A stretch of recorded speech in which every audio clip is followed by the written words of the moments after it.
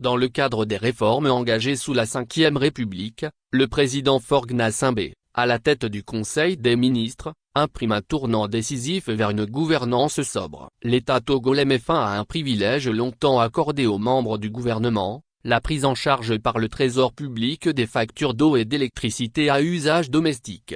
Cette décision a été rendue publique à travers la lettre circulaire N-013-MEV-CAB signée par Georges Barcola, ministre de l'Économie et des Finances. Ce document précise que dans le cadre de la réforme de la gouvernance publique et de la rationalisation des charges supportées par le budget de l'État, il a été décidé de mettre un terme à la prise en charge par le Trésor public des factures d'eau et d'électricité relatives aux résidences personnelles ou privées des ministres.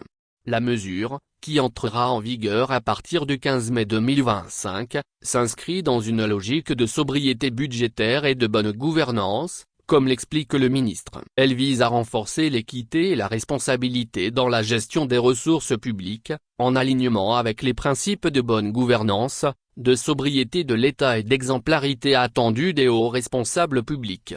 Pour faciliter cette transition, des dispositions pratiques seront prises par le Trésor public en concertation avec la compagnie énergie électrique du Togo, CEE, et la Togolaise des eaux, TED. Ces structures accompagneront les ministres concernés afin qu'ils puissent désormais s'acquitter personnellement de leur consommation d'eau et d'électricité à usage domestique.